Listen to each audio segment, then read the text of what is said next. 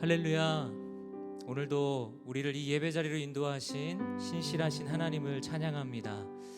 선하신 주님, 신실하신 주님이 언제나 우리 삶에 함께 하시는 줄 믿습니다. 그 주님께서 우리의 삶을 붙들어 주시고 또 인도하시고 계시기에 우리가 어떤 상황 가운데서도 소망을 품을 수 있는 것이라고 믿습니다.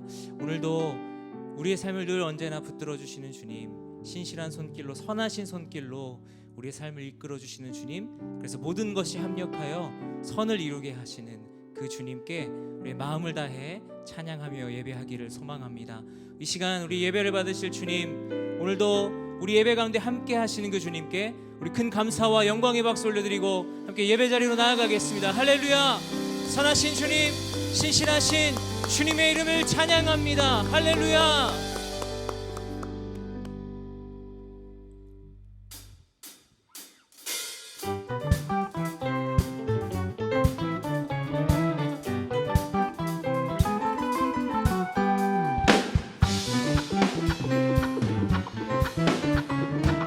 우리 슬픔을 기쁨으로 바꾸신 주님의 이름을 찬양합시다. 나의 슬픔을 주가 기쁨으로 변화시키시네. 참담할 수 없네. 기뻐 춤추며 찬양해. 한 번 더. 나의 슬픔을 주가 기쁨으로 변화시키시네. 춤추며 찬양해. 아멘.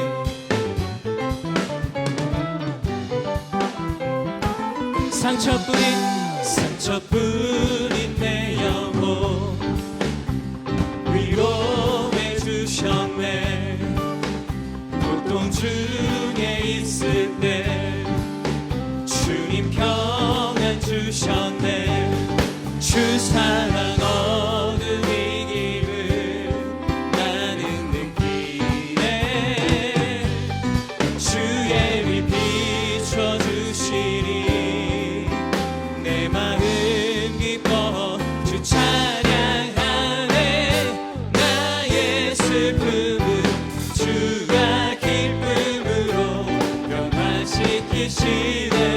잠잠할 수 없네.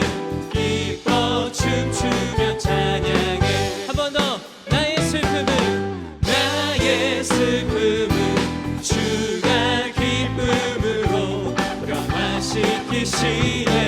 잠잠할 수 없네. 기뻐 춤추며 찬양해.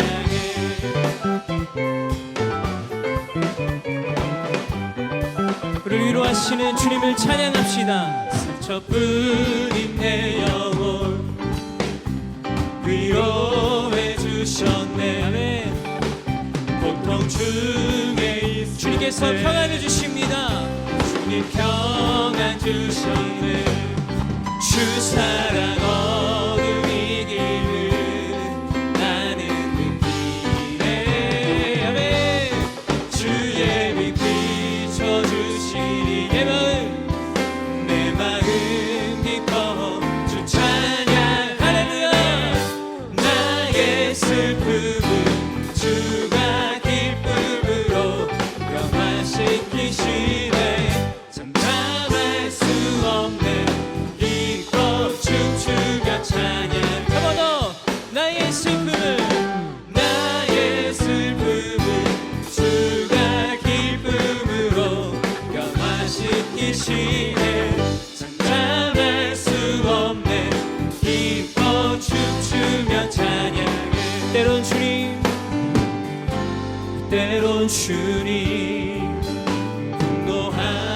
분노하실지라도 주의 은혜와 사랑 나의 평생에 내게 임하네.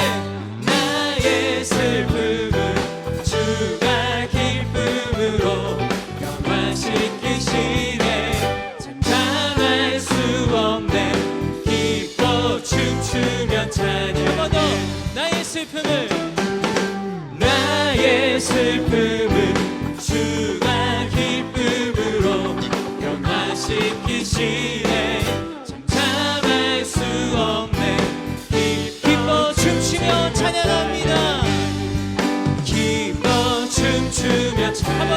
기뻐 기뻐 춤추며 찬양해.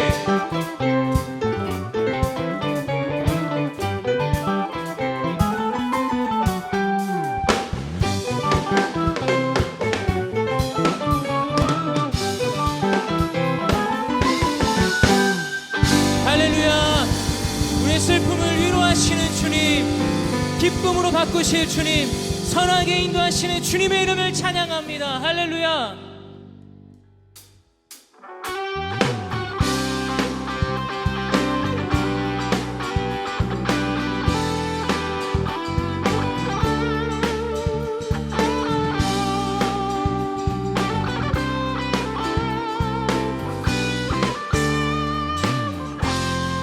함께 고백합니다. 슬픈 마음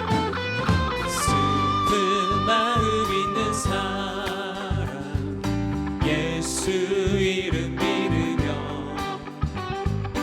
영원토록 변함없는 기쁜 마음 얻으리. 예수의 이름은 세상의 소망이요. 예수의 이름은 전국의 기쁨이. 아멘. 거룩하신 주의 이름 너의 방패 삼으라. 환난 시험 당할 때 주께 기도드려. 아멘. 예수의 세상의 소망이요. 예수의 이름은 전국의 기쁨. 존귀하신 주의 이름, 존귀하신 주의 우리의 기쁨이 됩니다. 우리 기쁨 그 주님의 품에 안길 때 주의 품에 안길 때 기뻐 찬송 부르게 될 것입니다. 찬송 부르네. 예수의 세상의 소망이요. 예수의 이름은 천국의 기쁨일세.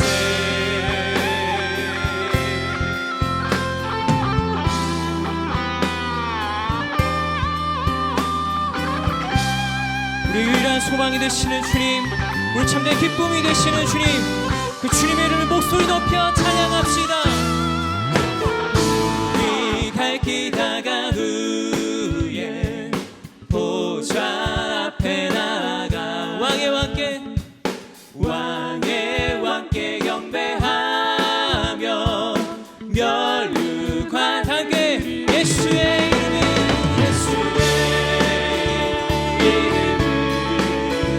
세상의 소망이요. 예수의 이름은 전국의 기쁨. 한 번 더. 예수의 이름은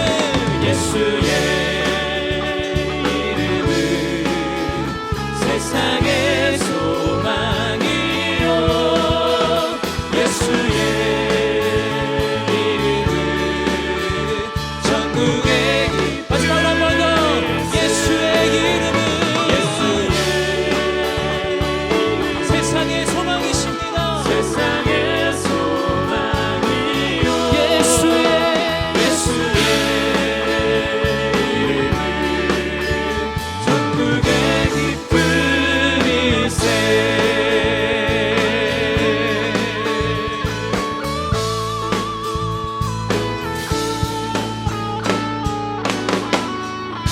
할렐루야. 우리의 유일한 소망이 되시는 주님, 우리에게 참된 기쁨을 허락하시는 그 주님의 이름만을 찬양합니다. 할렐루야.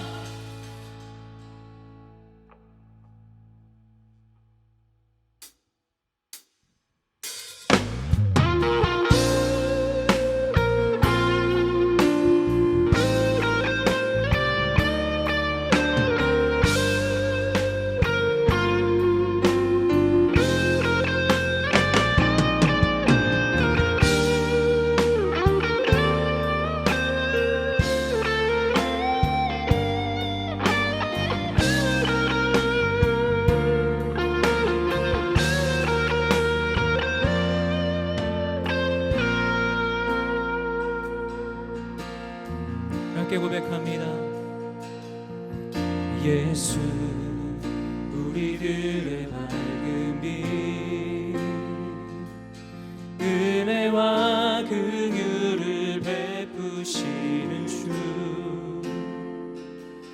의의 길을 따라가는 주의 자녀들에게 항상 밝은 빛을 비추시네 그는 구원의 주 하나님 공의로 세상을 다스리시네 주를 경외하는 자들에게 부어주시는 놀라운 주님의 영광 하늘에서 찬란하게 빛나는 주의 영광 이 땅에 오셨네 어둠을 밝히고 새 생명 주시네 영원히 빛나는 나의 예수님 높이 영광과 찬양 받으시 그 이름 경배합니다 슬픔을 거두고 내게 자유 주시네 기쁨의 노래를 영원한 나의 빛 예수께 다시 한번 예수 우리들의 밝은 빛 예수 우리들의 밝은 빛 은혜와 긍휼을 베푸시는 주 그의 길을 따라가는 주의 자녀들에게 항상 밝은 빛을 비추시네 아멘 그는 구원의 주 그는 구원의 주 하나님 공의로 세상을 다스리시네 주를 경외하는 자들에게 부어주신 놀라운 주님의 영광 아멘 하늘에서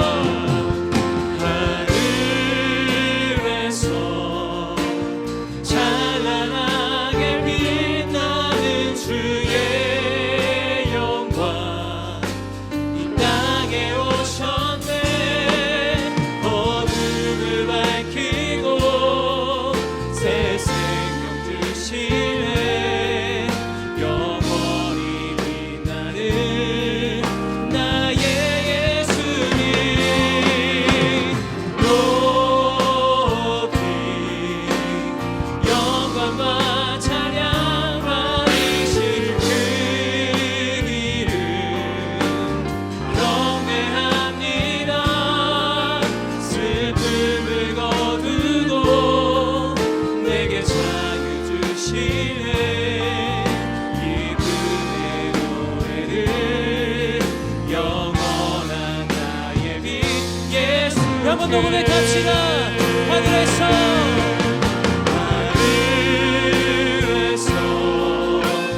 찬란하게 빛나는 주께서 우리를 위해 이 땅에 오셨습니다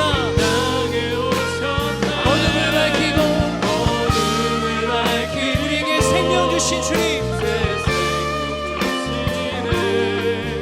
영원히 빛나는 나의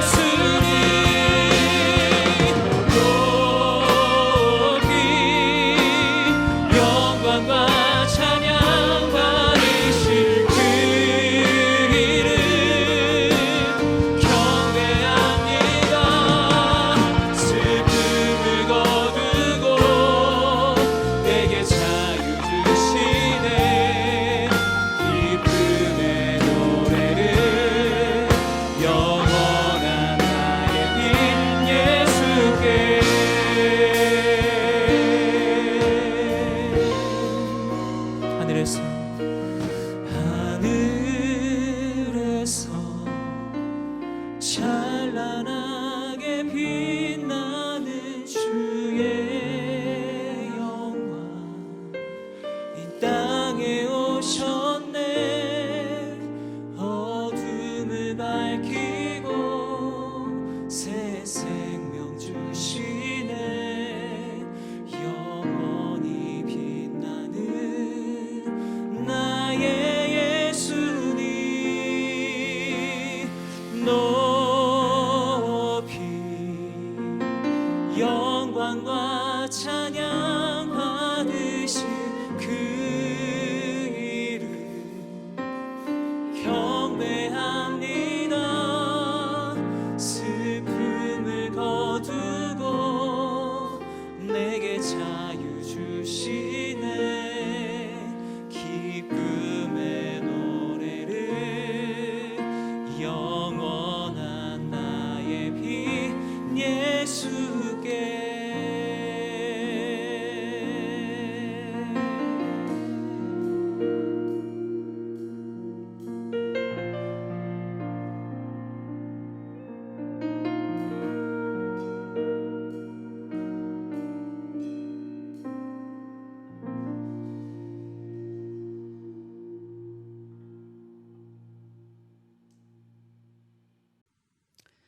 우리의 구원자이신 여호와 하나님의 이름을 높여 드립니다.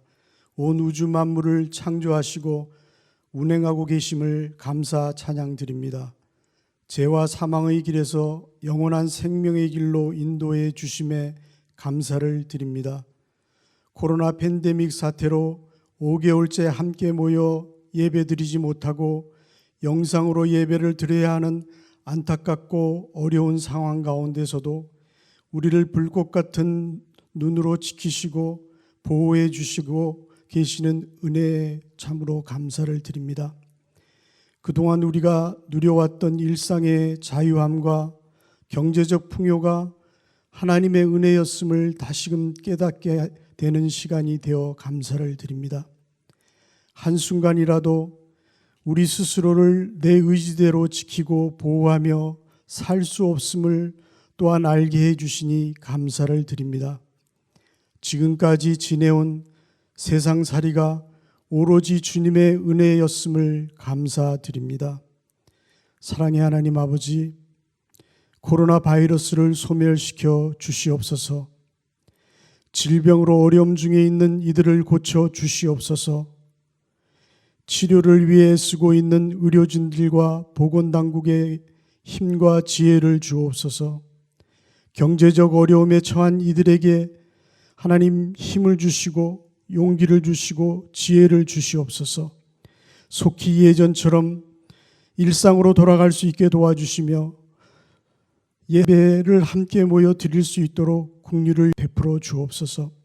사랑의 하나님 아버지, 예배드림과 신앙생활이 교회에 오지 못함으로 혹여 하나님에게서 멀어지며 나태해지지 않도록 우리를 붙잡아 주시옵소서. 사랑의 주님, 영상으로 진행되는 여름 VBS를 은혜롭게 하여 주시고 모이지는 못하지만 많은 감동과 축복이 있게 하여 주시옵소서. 특별히 이 어려운 시기에도 교회 곳곳에 리모델링 공사를 잘 순조롭게 진행하고 있음을 감사를 드립니다. 하나님, 이 기간 동안 하나님의 모든 손길이 곳곳마다 미쳐져서 그동안에 미진되었던 모든 것들이 잘 고쳐지며 새로워질 수 있도록 주님 인도하여 주옵소서. 이 일을 맡아 수고하는 우리 교육자님들과 또 모든 분들을 주님 붙잡아 주시고 힘 주시고 지혜를 주시며 기쁨을 허락하여 주시옵소서. 이제 말씀을 전하실 이정현 목사님에게 성령님 함께 하시사 말씀의 은혜가 넘치게 하시며 새 힘으로 이 어려운 시간 잘 이길 수 있도록 우리들에게 말씀의 능력을 허락하여 주시옵소서. 찬양으로 은혜를 돌리고 있는 귀한 이들을 축복하여 주시고 하나님 성김의 아름다운 축복이 이어질 수 있도록 인도하여 주옵소서. 죽음의 권세를 이겨 승리하신 예수님의 이름으로 간절히 기도드립니다. 아멘.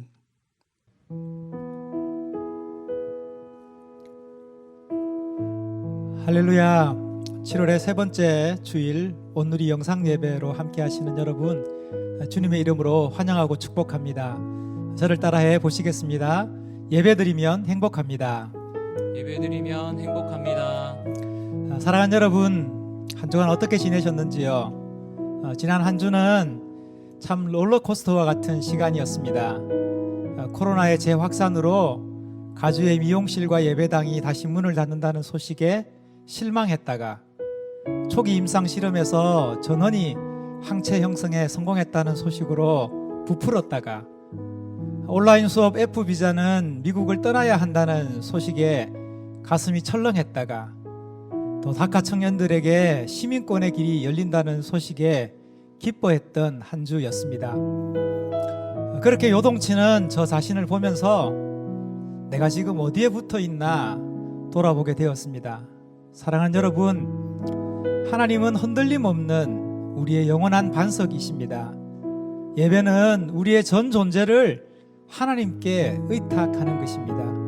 세상은 흔들리고 사람들은 변해도 나는 주를 신뢰하겠다는 찬양의 고백처럼 이 시간 온 마음 다해서 하나님만을 예배하는 저와 여러분 될 수 있기를 주님의 이름으로 축복합니다. 그런 의미에서 우리 옆에 계신 분들이 이렇게 인사하시겠습니다. 믿음이 세상을 이깁니다. 믿음이 세상을 이깁니다. 이 시간 곁에 계신 분들 바라보시면서 손 내밀어 함께 축복하시겠습니다. 은혜의 주님이 당신을 축복합니다. 은혜의 주님이 당신을 축복하고, 사랑의 주님이 함께 하시네. 은혜의 주님이 당신을 축복하고, 사랑의 주님이 함께 하시네. 우리 가슴에 손을 얹고 은혜의 주님이 내 삶을 축복하십니다. 은혜의 주님이 내 삶을 축복하고, 사랑의 주님이 함께 하시네. 은혜의 주님이 내 삶을 축복하고, 사랑의 주님이 함께 하시네. 우리 서로에게 축복의 박수하기 원합니다. 할렐루야. 교회에서 알리는 말씀 드리겠습니다. 주보를 참고해 주시면 감사하겠습니다. 먼저 코로나 관련 공지입니다. 현재 교회의 코비드-19 대응 단계는 기존과 동일합니다. 최근 급격한 코로나 바이러스의 확산으로 현재 예배 재개를 8월 중으로 연기하기로 당회가 정했습니다. 사회적 거리두기와 손 씻기를 잘 실천하시고 온라인 예배와 개인 경건 생활에 더욱 열심을 내시기 바랍니다. 락키 레일웨이라는 주제로 가정에서 함께하는 온라인 BBS가 지난 주일부터 5주간 진행되고 있습니다. 은혜 가득한 시간 되도록 기도 부탁드립니다. 우리 교회가 공동체 성경 필사 2020 에스라 프로젝트를 시작합니다. 모든 성도들이 함께 신구약 성경 한 권을 필사하는 작업으로 하나밖에 없는 우리 성경 만들기입니다. 자세한 내용은 안내지를 참고해 주시기 바랍니다. 신청 기간은 7월 22일 수요일까지입니다. 순장님 혹은 담당 교육자에게 신청해 주시면 감사하겠습니다. 필사 기간은 7월 26일 주일부터 8월 30일 주일까지 5주간 진행되고요. 자세한 문의는 저에게 연락 주시면 감사하겠습니다. 8월 큐티책 생명의 삶이 나왔습니다. 오늘 교회 주차장에서 드라이브스루 진행합니다. 신청하신 분 혹은 필요하신 분들은 이용해 주시기 부탁드리고요. LA 외지역에 거주하시는 분은 우편 발송해 드립니다.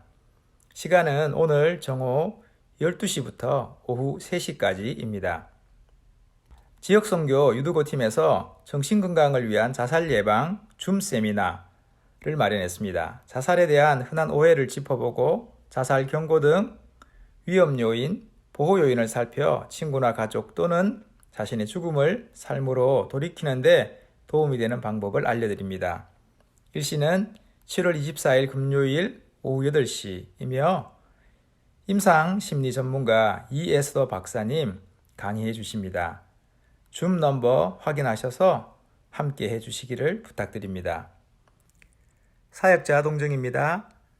담임 목사님께서 7월 20일부터 8월 19일 한 달 동안 안식월을 갖습니다. 주일 설교는 종전대로 여호수아서 강해 계속 진행됩니다. 오늘 함께 보실 말씀은 여호수아서 5장 1절부터 9절까지 말씀입니다.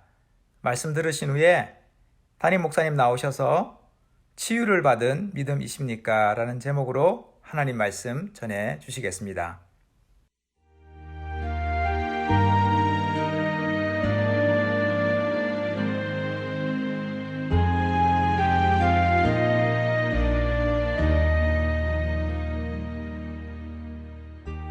요단강 서쪽 아모리 사람의 모든 왕과 해안의 가나안 사람의 모든 왕이 여호와께서 이스라엘 백성을 위해 요단강을 마르게 하셔서 그들이 건넜다는 소식을 듣자 그들의 마음이 녹았고 이스라엘 백성들 때문에 넋이 나가버렸습니다. 그때 여호와께서 여호수아에게 말씀하셨습니다. 너는 돌칼을 만들어 이스라엘 백성들에게 다시 할례를 시행하여라. 그래서 여호수아는 돌칼을 만들어 할례산에서 이스라엘 백성들에게 할례를 시행했습니다. 여호수아가 할례를 시행한 까닭은 이렇습니다. 이집트에서 나온 사람들 가운데 전투할 수 있는 남자들은 모두 이집트에서 떠난 후 광야길에서 죽었습니다. 이집트에서 나온 사람들은 모두 할례를 받았지만 이집트에서 나와 광야에서 태어난 사람들은 할례를 받지 못했습니다. 이스라엘 백성들이 이집트를 떠난 후 전투할 수 있는 모든 남자가 다 죽을 때까지 그들은 40년 동안 광야길을 걸었습니다. 그들이 여호와의 음성에 순종하지 않았기 때문에 여호와께서는 전에 주겠다고 조상들에게 맹세하셨던 젖과 꿀이 흐르는 그 땅을 그들이 보지 못할 것이라고 하셨습니다. 그리하여 여호수아가 그들의 아들들을 그 자리에서 일으켜 세워 할례를 시행했습니다. 그들은 광야길에서 할례 받지 못해 아직도 할례 받지 않은 사람들이었기 때문입니다. 이렇게 모든 백성들이 할례를 마친 후 그들이 나을 때까지 진을 친 곳에 머물렀습니다. 그때 여호와께서 여호수아에게 말씀하셨습니다. 오늘 내가 너희에게서 이집트의 수치를 굴려내버렸다. 그리하여 그곳 이름이 오늘날까지 길갈이라 불리게 됐습니다.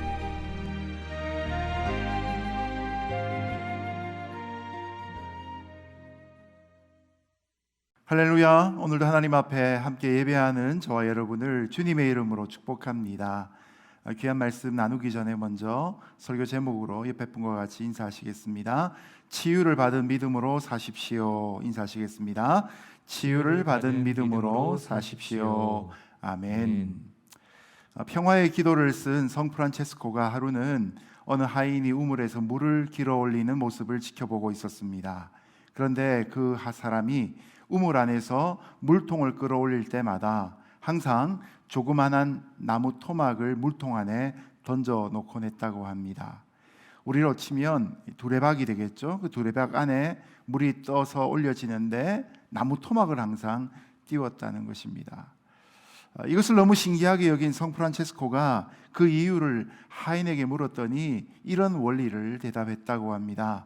물을 길러 올릴 때 물통 안에 떠 있는 나무 토막을 주목하면서 물통을 끌어올리면 물이 전혀 요동치지 않는다고 합니다. 그렇지 않고 다른 곳을 보면서 아니면 두레박 안에 물이 넘쳐나는 걸 보면 결국 나중에는 물이 반통밖에 남아있지 않다는 것입니다.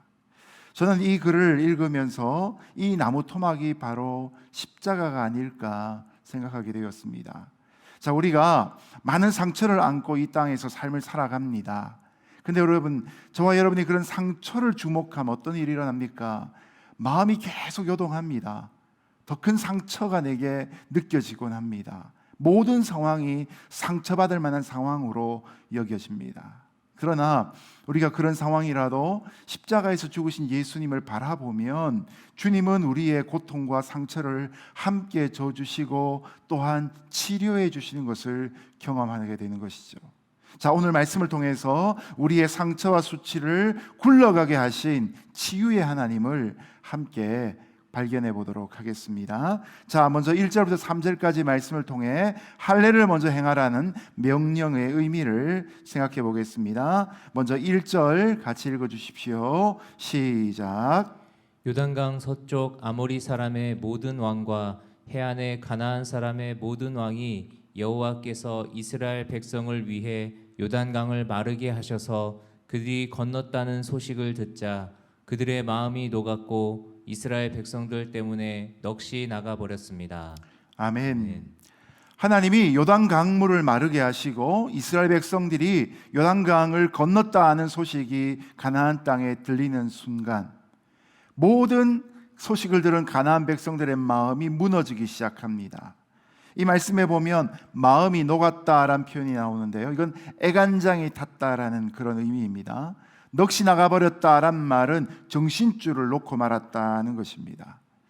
자, 그들은 전능하신 하나님께서 이스라엘 백성들을 보내어 자신들을 심판하실 것을 직감적으로 느끼게 되었습니다.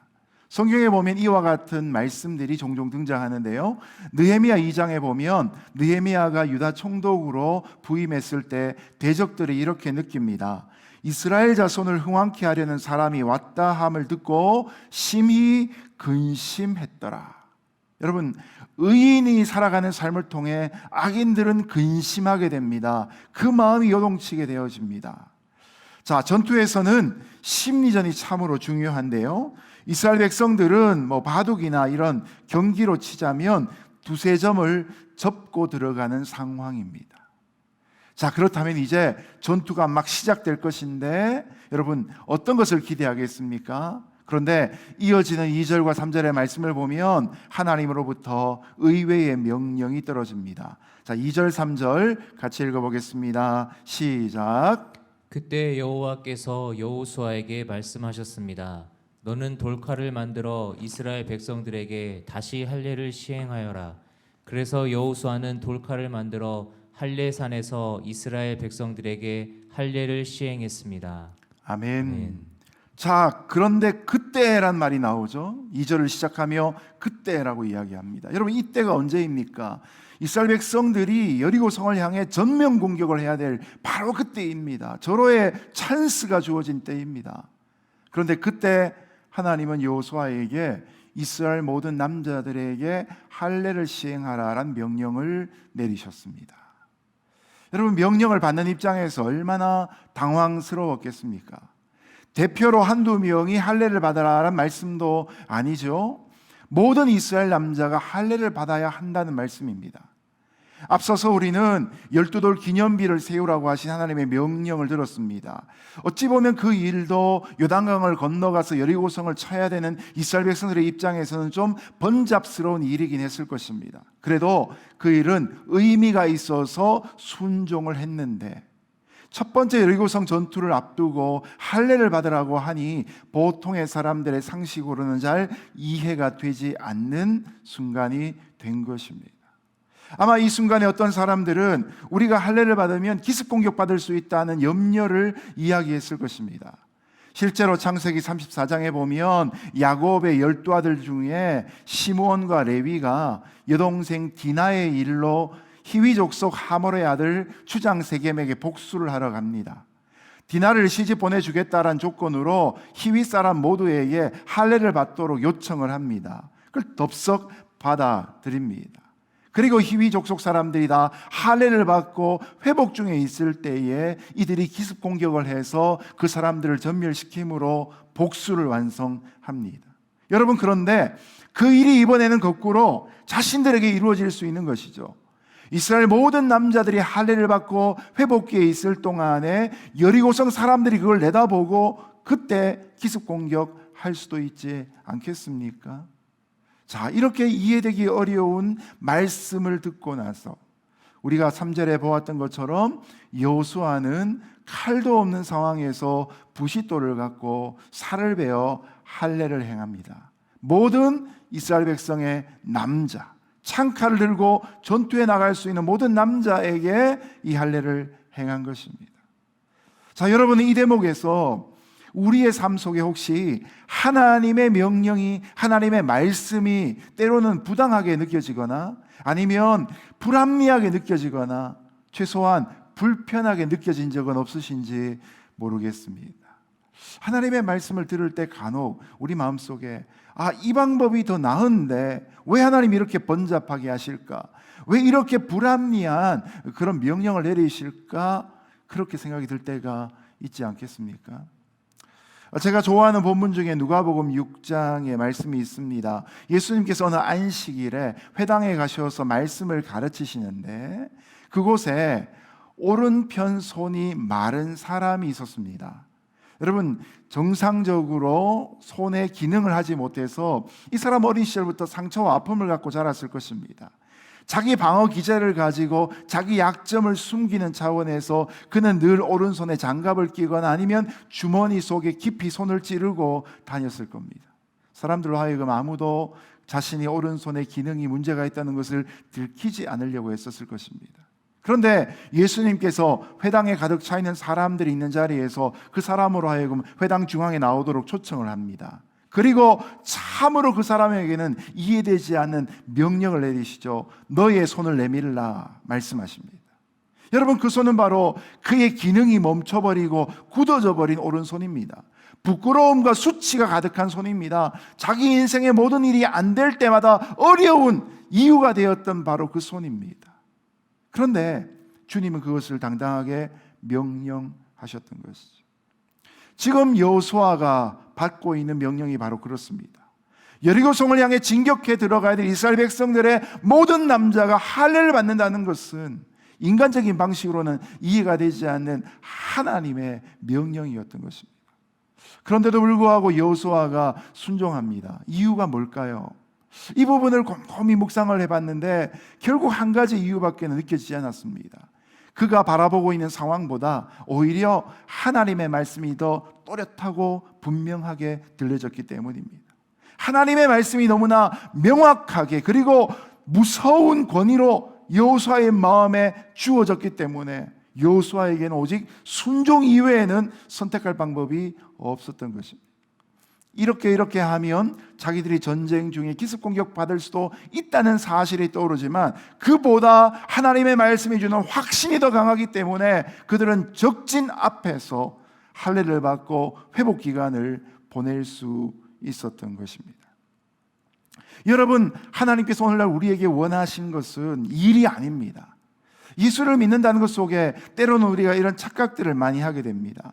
우리가 하나님을 위해 뭔가 큰 일을 해야 된다는 그런 생각에 사로잡힌 사람들 중에 보면 오히려 하나님 앞에 자신이 어떤 사람이 되어야 될지를 잊어버리고 살아가는 경우가 많습니다. 어마어마하게 큰 일을 하는 것보다 더 중요한 것은 우리가 하나님 앞에 바른 하나님의 자녀로 서 있는 것이죠. 하나님 앞에 온전한 성도로 서 있는 모습입니다. 여러분, 그럴 때 가장 중요한 것이 무엇입니까? 귀에 분명히 들려지고 마음에 분명히 들려지는 하나님의 말씀에 순종하는 태도라는 것입니다. 아무리 하나님의 말씀이 순종하기에 어렵게 느껴진다 할지라도 그 말씀의 주체가 하나님이신 것을 잊어버리지 않는 저와 여러분 되시기를 예수님 이름으로 축복합니다. 그리고 그런 순종을 통해서 내가 하나님의 말씀에 순종할 때에 하나님이 앞으로 이루어져야 될 모든 일들을 다 행하신다는 믿음을 갖고 나아가시는 저와 여러분 될 수 있기를 예수님 이름으로 축복합니다. 자, 두 번째로 4절과 7절의 말씀을 보면 할례를 행하되 마음의 할례를 행하라는 말씀이 나오고 있습니다. 4절에서 7절 같이 읽어주십시오. 시작. 여호수아가 할례를 시행한 까닭은 이렇습니다. 이집트에서 나온 사람들 가운데 전투할 수 있는 남자들은 모두 이집트에서 떠난 후 광야 길에서 죽었습니다. 이집트에서 나온 사람들은 모두 할례를 받았지만 이집트에서 나와 광야에서 태어난 사람들은 할례를 받지 못했습니다. 이스라엘 백성들이 이집트를 떠난 후 전투할 수 있는 모든 남자가 다 죽을 때까지 그들은 40년 동안 광야길을 걸었습니다. 그들이 여호와의 음성에 순종하지 않았기 때문에 여호와께서는 전에 주겠다고 조상들에게 맹세하셨던 젖과 꿀이 흐르는 그 땅을 그들이 보지 못할 것이라고 하셨습니다. 그리하여 여호수아가 그들의 아들들을 그 자리에서 일으켜 세워 할례를 시행했습니다. 그들은 광야길에서 할례 받지 못해 아직도 할례 받지 않은 사람들이었기 때문입니다. 아멘. 원래 하나님의 백성이라는 표식에는 두 가지가 있는데요. 첫 번째는 안식일을 지키는 것입니다. 그리고 두 번째는 할례를 받는 것입니다. 그런데 출애굽 이후로 지난 40년 동안 광야를 지나면서 안식일은 잘 지켰습니다.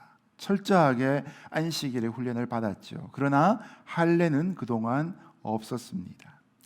자, 할례가 얼마나 중요한가 하면 하나님은 99세가 된 아브라함에게 창세기 17장에서 나는 전능한 하나님이라 너는 내 앞에서 행위 완전하라고 책망하셨습니다. 그리고 그 약속의 말씀을 살에 새기기 위해 아브라함뿐만 아니라 그 후손도 다 할례를 받도록 명령하셨습니다. 모세의 경우도 마찬가지입니다. 모세가 소명을 받고 애굽으로 돌아갈 때 하나님이 그를 죽이고자 하셨습니다. 출애굽기 4장을 보면 모세의 아내가 그때 십보라였죠. 십보라가 차도를 취해서 아들들의 양피를 베어 던지면서 모세에게 당신은 내게 피난편이다라고 선언합니다. 그때 하나님이 모세를 살려주셨습니다. 할례가 의미하는 바는 이것입니다. 자기중심적인 삶을 살아오던 사람들이 표피를 잘라내므로 내 능력이 아니라 하나님의 약속을 따라 삶이 이루어진다는 것입니다. 내 중심에서 하나님 중심으로 나아가고 하나님의 공동체 중심으로 살겠다라는 결단이 바로 할례에 담겨져 있습니다. 애초에 이스라엘 백성들은 출애굽을 하기 전에 모두 할례를 받았습니다. 그리고 그들은 광야 생활 중에 다 죽게 되었고 광야에서 태어난 출애굽 2세대들은 아직 할례를 받지 않았습니다. 자, 그런데 여러분이 이제 막 전투가 시작돼야 하는데 이것이 문제가 되는 이유가 무엇입니까? 인간적인 관점에서 이때 할례를 받으면 일주일 정도 여리고 군대가 전력을 가다듬을 시간을 더 주게 되는 경우를 그들은 생각하게 됩니다. 서둘러 총공세를 펼쳐서 여리고 성을 무너뜨려야 되는 그때인데 할례를 받고 회복 기간을 가져야 되는 그 순간을 그 타이밍을 놓치게 되어버린다고 여겨지게 되는 것이죠. 사업을 하거나 심지어 목회를 할 때에도 이런 최고의 기회라고 여겨진 순간이 우리에게 다가옵니다. 이때를 놓치면 내가 큰일 날 것 같은 순간들을 경험합니다. 근데 우리 입장으로 보자 하나님이 그때 기다리라라고 말씀하시기도 한다는 것이죠.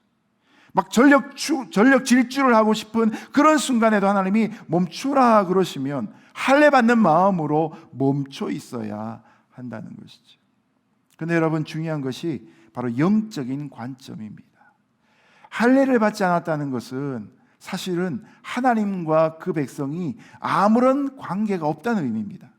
하나님의 약속이 주어졌고 그 믿음으로 할례를 받았기 때문에 할례가 없다는 사실은 하나님과는 아무런 약속 없이 자기 힘으로 살고 자기 힘으로 전투하고 자기 힘으로 공부하고 자기 힘으로 비즈니스 한다는 말과 똑같은 것입니다. 여전히 자기가 주인이 되어버린 상태에서 하나님을 배제한 채 전투를 치르는 것과 같다는 것이죠. 여러분, 그러니 하나님께서 보실 때에 할례를 행하지 않은 채 여리고성을 향해 전투하러 나가려고 한 이스라엘 백성들은 전쟁을 치를 제일 중요한 기본이 준비되어 있지 않았던 것입니다. 그런데 여러분, 여기에서 그러면 앞서 할례를 받고 광야에서 죽은 그 출애굽 1세대와 지금 할례를 받아야 되는 이 출애굽 2세대의 차이가 무엇이겠습니까? 출애굽 1세대는 육체의 할례를 받았지만 마음의 불순종으로 하나님의 심판을 받았습니다. 그래서 광야에서 다 죽고 가나안 땅에 들어갈 수가 없었습니다. 여러분, 육신의 할례뿐만 아니라 진짜 마음의 할례를 받아야 진정한 의미의 할례입니다. 그러므로 전쟁을 앞두고서 할례를 받으려면 단순한 육체의 할례만 받아서는 곤란합니다. 전쟁을 앞두고 있기 때문에 더더욱 하나님을 향해 진짜 믿음이 필요하기 때문에 육체의 할례뿐만 아니라 그 마음의 할례가 또한 필요한 것이죠. 심각한 위기가 초래될 것이 예상되어도 하나님의 말씀에 순종하면 그게 진짜 믿음이 되고 그것이 결단이 되고 영적인 의미의 할례가 되는 것입니다. 자, 우리가 이 땅을 살아가면서 주로 우리는 인간적인 관점에 익숙해져서 살아가고 있습니다. 그렇게 살다 보면 믿음은 포장지에 불과해버리고 그 속은 비어있기 때문에 그 믿음은 결코 능력이 없는 믿음이 되어버립니다. 역사를 일으키는 믿음이 될 수가 없는 것이죠. 근데 여러분 또한 드문 경우이긴 하지만 반대로 영적인 관점만 있고 그리고 인간적인 관점은 다 무시하는 경우도 문제가 됩니다. 중요한 것은 이 인간적인 관점과 영적인 관점을 함께 갖고 살아가는 겁니다. 평상시에는 영적인 관점도 중요하지만 믿음의 관점과 이 인간적인 관점을 가지고 상식 수준에서 기본적인 삶을 살아가야 합니다. 그런 인생을 살다 보면 믿음이 필요한 순간이 생기죠. 믿음이 아니면 돌파할 수 없는 때가 생기죠. 그럴 때는 우리가 영적인 관점을 먼저 적용시키며 살아가야 되는 것이죠. 여러분, 냉장고 안에 있는 물을 꺼내 마실 때 믿음이 필요합니까? 예. 그죠? 냉장고 안에 물이 있다라는 기본적인 지식과 자기가 넣어둔 것에 대한 기억이죠. 그걸 가지고 들어가서 냉장고 문을 열어서 그것에 물을 꺼내 마시면 됩니다. 여러분, 그곳에 물이 없는데도 불구하고 영적으로 물이 있을 것이다 라고 생각하고 문을 열어봐야 물이 없습니다. 일상의 삶을 살 때에는 인간적인 관점이 우리에게 너무나 필요합니다. 그러나 여러분, 인생을 살아가다 보면 메마른 광야와 같은 때가 있지 않습니까? 내 능력으로는 먹고 살 수 없는 순간들이 생기지 않습니까? 내 힘과 내 지혜와 내 인맥으로는 풀 수 없는 신분의 문제 같은 것들이 우리 앞에 걸림돌로 놓여지는 그런 때가 있지 않습니까? 여러분, 그럴 때 어떻게 해야 됩니까? 영적인 관점을 가지고 하나님의 약속을 붙잡고 기도해야 되는 것이죠. 그것이 바로 오늘 우리가 받아야 될 영적인 할례의 의미인 것입니다. 능력 많은 변호사를 찾아가는 것도 필요하지만 하나님 앞에 엎드려 기도하는 것이 바로 할례 받는 것이죠. 그것이 어떤 의미에서는 변호사를 만나고 의사를 만나고 투자자를 만나는 것 이상으로 우리에게 필요한 모습이 되는 것입니다. 이 땅에 있는 모든 일들은 육적인 관점뿐만 아니라 영적인 관점을 겸하여 가질 때 제대로 감당할 수 있는 것입니다. 우리가 현재 살아가고 있는 코비드-19의 사태는 정말 모든 것을 그냥 생각해서는 안 되는 순간들입니다. 여러분, 이때는 우리가 정말 할례를 받는 심정으로 모든 것들을 다 재고해 봐야 합니다. 나의 인생이 바른 길로 가고 있는가? 우리 교회는 바른 목적을 향해 가고 있는가? 내가 예전처럼 그렇게 살아서 되는가 안 되는가? 여러분, 그런 의미에서 저와 여러분이 하나님 앞에 할례 받는 심정으로 믿음의 도의 본질로 돌아가고 교회의 기초로 돌아가고 크리스찬의 삶의 기본으로 돌아가서 다시 하나님 앞에 걸음마와 같은 믿음의 생활 시작할 수 있기를 예수님의 이름으로 축복합니다. 이제 마지막 세 번째로 수치를 굴러가게 하신 하나님이 등장합니다. 우리 8절 9절 같이 읽어보겠습니다. 시작. 이렇게 모든 백성들이 할례를 마친 후 그들이 나을 때까지 진을 친 곳에 머물렀습니다. 그때 여호와께서 여호수아에게 말씀하셨습니다. 오늘 내가 너희에게서 이집트의 수치를 굴려내버렸다. 그리하여 그곳 이름이 오늘날까지 길갈이라 불리게 됐습니다. 아멘. 아멘. 이스라엘 백성이 할례를 마쳤을 때에 하나님은 비로소 그들에게 할례를 행하라고 하신 이유를 말씀해 주셨습니다. 그것은 길갈에서 이집트의 수치를 굴러가게 하셨다라는 의미였습니다. 여기 나온 이집트의 수치가 어떤 의미겠습니까? 학자들마다 의견들이 많이 분분하기는 합니다. 근데 여러분, 학자들의 많은 의견보다 더 중요한 것은 우리가 그냥 마음을 가지고 성경 말씀을 우리가 알고 있는 경험 속에서 읽어내는 것입니다. 이집트의 수치, 그것은 바로 이스라엘 백성들이 400년 넘게 이집트에서 노예 생활하면서 겪었던 수치스러운 순간들을 다 의미하는 것입니다. 그런데 문제는 그들이 그곳에 너무나 오랫동안 살며 길들여지다 보니까 몸은 이집트에서 물리적으로 빠져나왔지만 여전히 그들 속에 뼛속 깊이 박혀있는 노예 근성에서는 자유롭지 못한 채 이집트에서 살던 방식 그대로, 이집트에서 가르친 세계관 그대로, 그들의 인생관 그대로, 경제관 그대로 묶여서 살아가고 있었다는 것이죠. 그래서 그들은 한쪽으로 보면 여전히 사람의 종으로 살면서 사람 눈치 보고 삽니다. 반대쪽으로는 또 노예 근성이 또 막 뿜어져 나오면 반항적이 되고 불평하고 원망하고 소망 없고 무기력하고 의존적인 모습으로 살아가게 되는 것이죠. 가정을 한번 해보십시오, 여러분. 이들의 내면이 고침을 받지 않은 상태에 노예 근성 그대로 갖고 가나안 땅을 정복하고 살아간다면 여러분 어떤 일이 벌어지겠습니까? 과거 그들이 이집트 땅에서 받았던 그 폭정, 그 박해, 그 무시, 차별, 이 모든 것들을 그들은 가나안 땅의 주인으로 살면서 그대로 갚아주며 살게 될 것입니다. 그러면 가나안 땅에 있는 죄악이 하나님의 심판을 받아서 멸망을 당하게 되었는 그 멸망의 도구였던 이스라엘 백성이 사실은 더 비참한 결과를 그 땅에서 빚으며 살아가게 되는 것이죠. 여러분, 이런 마음으로 가나안 땅을 정복하면 정말로 곤란합니다. 어떻게든 자기의 힘으로 가나안 땅을 정복할 수 있긴 하다 할지라도 그들의 마음을 정복하지 못하면 진정한 의미에서 땅의 정복은 무의미해져 버리고 마는 것이죠. 그래서 하나님은 그들에게 할례를 행하게 하심으로 이런 불신자로서 받아왔던, 또한 피정복민으로 봐서 살아왔던, 노예로서 살아왔던 그 수치가 굴러가게 만드신다고 약속하고 계십니다.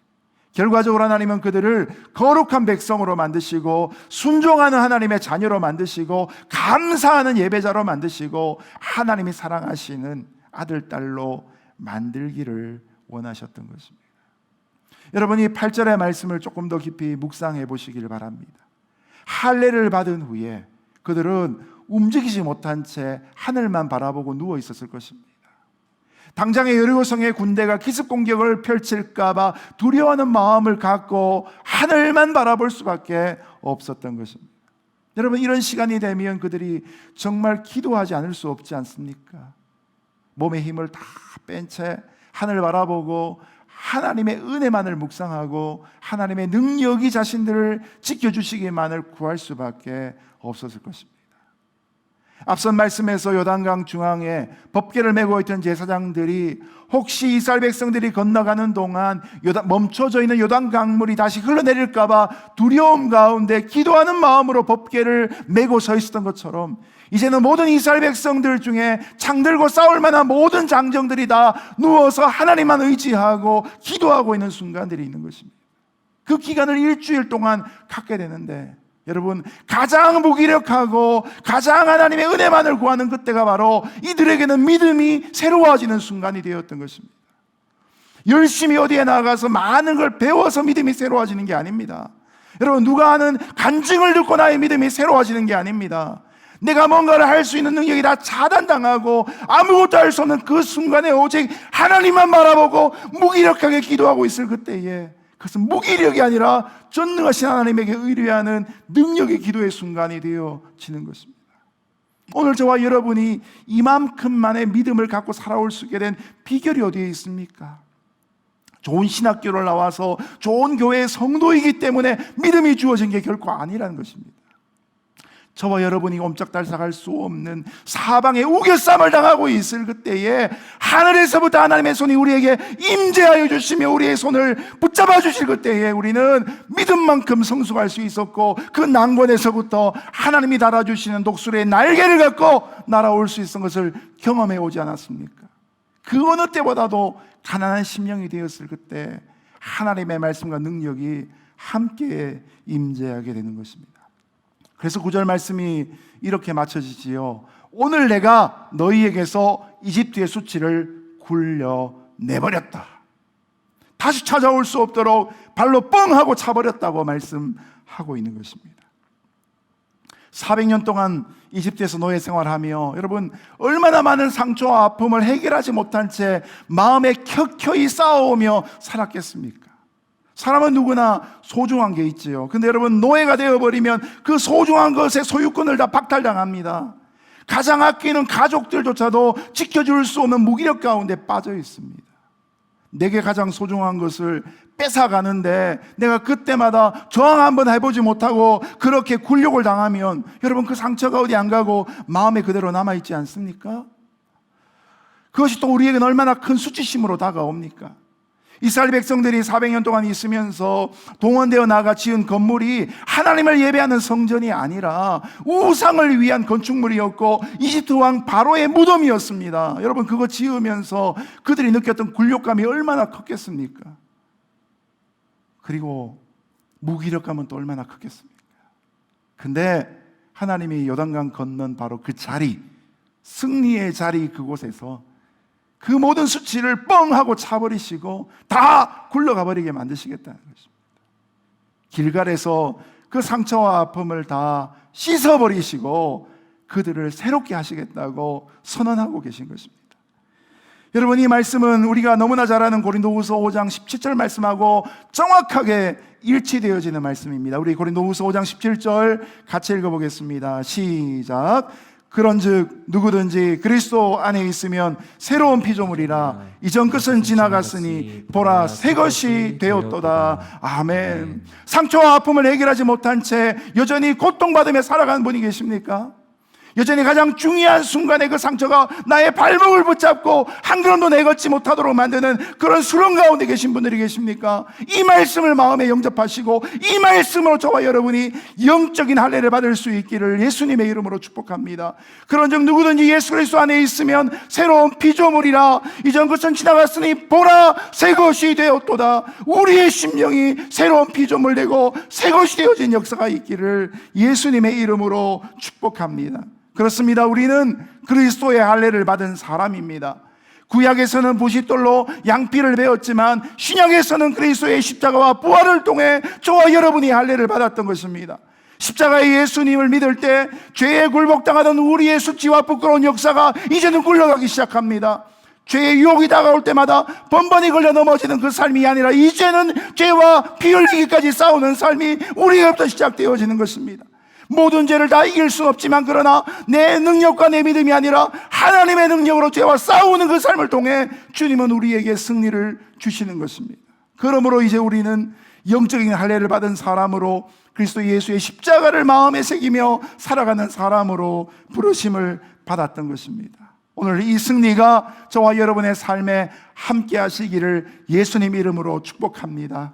그리고 코비드-19의 사태의 기간이 저와 여러분에게 상처로 남지 아니하고 오히려 우리가 무기력한 가운데 하나님을 바라봄으로 하나님의 역사에 동참할 수 있는 귀하고 축복된 시간 될 수 있기를 예수님의 이름으로 축복합니다. 이제 말씀을 맺겠습니다. 설교의 서두에 말씀드린 그 예화에서 성 프란체스코가 깨달은 바가 있어서 글을 써서 친구에게 보냈다고 합니다. 그 내용이 이렇습니다. 우리는 얼마나 자주 흔들리는 마음의 물동을 가지고 있는가? 두려움으로 흔들리는 마음, 고통으로 심하게 요동하는 마음, 절망으로 부서지는 마음, 이것은 마치 심하게 흔들리고 출렁거리는 물동과 같은 것이지. 그러나 거기에 십자가라는 막대기를 던져보게. 여러분 정말로 아멘이 나오는 말이 아닙니까? 자신의 상처에 십자가를 대는 영적인 할례가 있을 때에 바로 그 자리에서 상처와 아픔이 굴러가는 역사가 있음을 믿는 저와 여러분 되시기를 바랍니다. 바라기는 우리가 육적인 사람을 베어내고 더 나아가 옛사람은 완전히 죽어서 무덤에 묻을 수 있기를 주님의 이름으로 축복합니다. 교만이나 불신이나 탐욕이나 자기 자랑을 묻어버릴 그때에 그곳에서 바로 부활의 주님과 함께 겸손과 순종과 감사와 사랑의 사람으로 다시 태어날 수 있기를 예수님의 이름으로 축복합니다. 함께 기도하겠습니다. 거룩하신 하나님, 연약하고 상처 많은 우리 인생들을 보듬으시며 여기까지 인도해 오신 것을 인해 감사합니다. 주여, 참으로 우울하고 무기력한 이 코비드-19의 사태 가운데 저희 종들이 주님 앞에 엎드려져만 있지 않게 하여 주시고, 주여 영적인 할례를 통하여서 하늘을 바라보며 하나님의 능력만 믿고 나아갈 수 있도록 역사하여 주옵소서. 묶이고 매인 모든 자리 가운데에서 영적인 자유함을 선포하며 새로운 피조물로 살아갈 수 있는 하나님의 백성 되도록 역사하여 주옵소서. 예수님의 이름으로 기도드렸습니다. 아멘.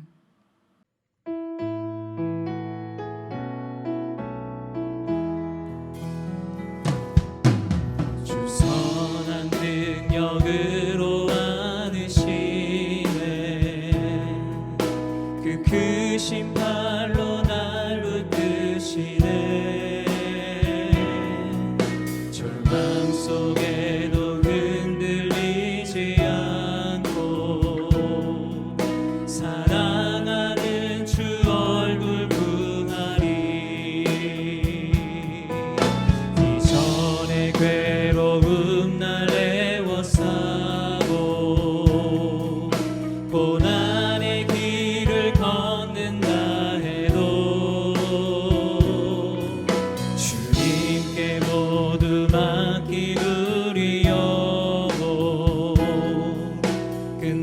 승리의 날을 맞으리. 선한 능력으로 일어서리. 주만 의지하리. 믿음으로 우리 고대 안에 주 오시그라. 영광의 새 날을 맞이하리. 주님이 마신 고난의 쓴 자를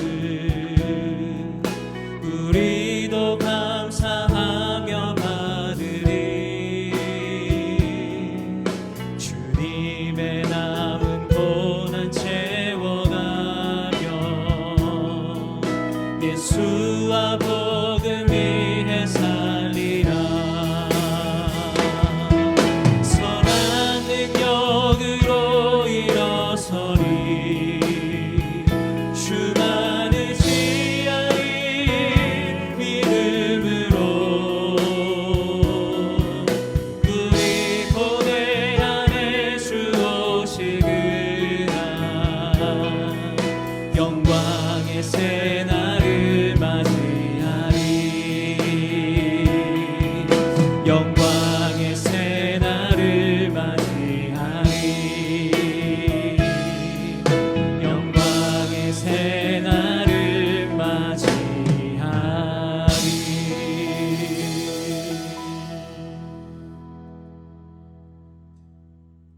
거룩하신 하나님 감사합니다. 오늘도 우리와 동행해 주시고 우리의 예배를 받으실 뿐만 아니라 우리의 삶 가운데 하나님의 능력으로 채워 주옵소서. 하나님을 사랑하는 종들이 하나님을 예배하며 허락받은 귀한 물질을 구별하여 온전한 11조와 감사의 제목들과 주일 연보와 선교금을 올려드립니다. 주님 받으시고 이 땅에 상처 있는 자들의 아픔을 씻어주실 뿐만 아니라 거룩한 하나님의 나라로 이 땅을 온전케 하여 주옵소서. 우리의 신분과 또한 진로와 자녀와 결혼과 인생의 모든 문제 가운데 하나님의 간섭하심이 있기를 소원하오며, 이제는 우리 주 예수 그리스도의 거룩하신 은혜와 하나님 아버지의 놀라우신 사랑하심과 성령 하나님의 교통위로 충만하심의 역사가 오늘도 하나님을 의지하며 영적인 할례를 통하여 자신의 고통과 상처와 수치가 굴러가겠다 말씀하신 하나님의 말씀을 믿기로 소원하는 여기 있는 모든 이들의 마음 위에, 그 삶 위에 영원히 함께 하시기를 간절히 축원하옵나이다. 아멘.